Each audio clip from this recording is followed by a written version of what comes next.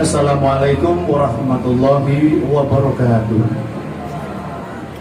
Alhamdulillahirabbil alamin, segala puji bagi Allah Subhanahu wa taala yang telah melimpahkan rahmat, taufik dan hidayahnya kepada kita semua. Pada hari yang penuh berkah ini, Senin 23 Maret 2026, kita dipertemukan dalam suasana hangat penuh kekeluargaan dalam acara Halal Bihalal Keluarga Besar Iga Kusuma menyambut Idul Fitri 1447 Hijriah.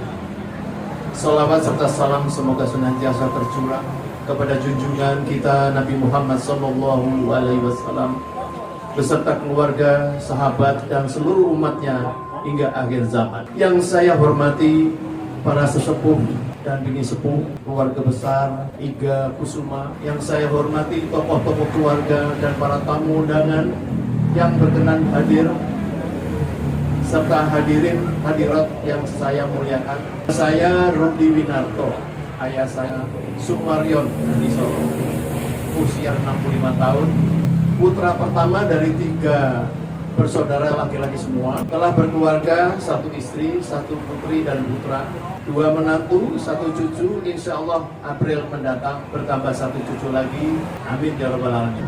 Maria Medori Mariani atau Siti Mariam, bungsu saya Rivaldi Beri Saputra. Aditya Nurfata yang pertama, putri belum bisa hadir ke sini. Perkenankanlah kita saling membuka pintu maaf, merajut kembali tali silaturahmi mungkin sempat terurai oleh waktu dan jarak. Semoga pertemuan ini bukan sekedar tradisi, namun menjadi jembatan hati, menguatkan kasih sayang, mempereratkan rasa persaudaraan, dan menumbuhkan keberkahan dalam keluarga besar kita. Setiap langkah yang kita anjurkan hari ini menjadi bagian dari ibadah, dan setiap kata yang terucap menjadi menyejuk hati kita sesama persaudaraan. Suatu hari tanpa rencana matang memutuskan untuk berjalan-jalan ke arah kawasan Bobotsari, Purbalingga. Waktu menunjukkan masuk sholat zuhur, kami pun memutuskan untuk singgah di Masjid Cengho Bobotsari, sebuah masjid yang sejak lama membuat kami penasaran. Kami segera mengambil air wudhu dan bergabung segera dengan para jamaah yang lain sebagai makmum dalam sholat berjamaah zuhur. Siang itu imam sholat dipimpin oleh sosok yang sejak awal sudah menarik perhatian saya. Saya yakin beliau disegani di lingkungan masjid ini. Berpawakan tinggi, berkulit putih, dan sedikit mata agak sipit, dengan pembawaan yang tenang dan penuh wibawa. Masya Allah, gerakannya terukur, suaranya teduh, menghadirkan kecukupan yang luar biasa dalamnya. Saya sholat, saya memberanikan diri untuk mendekat dan memperkenalkan diri, saling bertukar cerita, dan tanpa terasa percakapan pun mengalir panjang, hal ringan hingga menyentuh sisi-sisi kehidupan yang lebih dalam. Di sela obrolan yang semakin akrab, beliau dengan tulus malah mempersilahkan kami untuk singgah di kediaman beliau. Letaknya tidak jauh dari lokasi masjid tersebut. Sebuah undangan sederhana sekali, namun menjadi gerbang dari perjalanan panjang berikutnya. Ada kesinambungan yang terjaga. Kunjungan demi kunjungan, percakapan demi percakapan, perlahan membentuk ikatan tubuh semakin elegan dan kuat. Ia telah menjelma menjadi persaudaraan, sebuah ikatan batin yang sulit dijelaskan dengan logika manusia.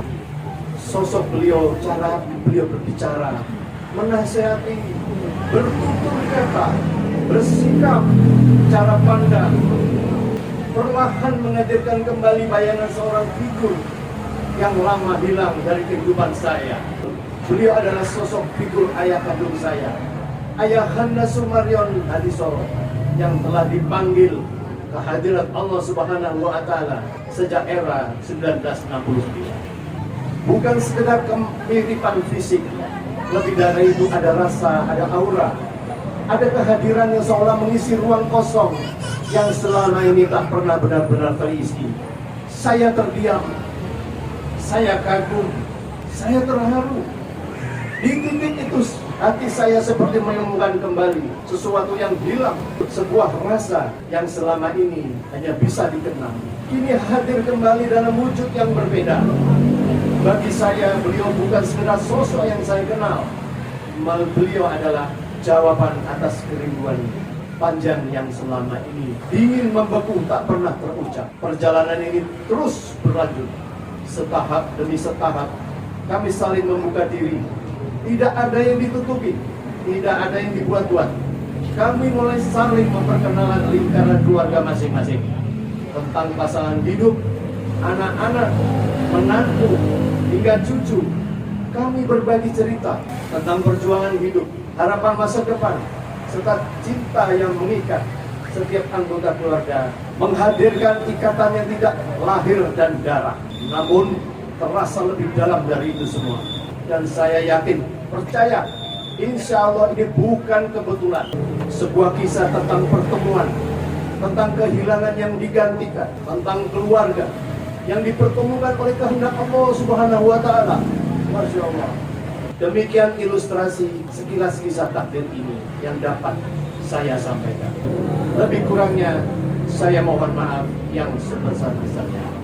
Billahi taufiq wal hidayah. Wassalamualaikum warahmatullahi wabarakatuh.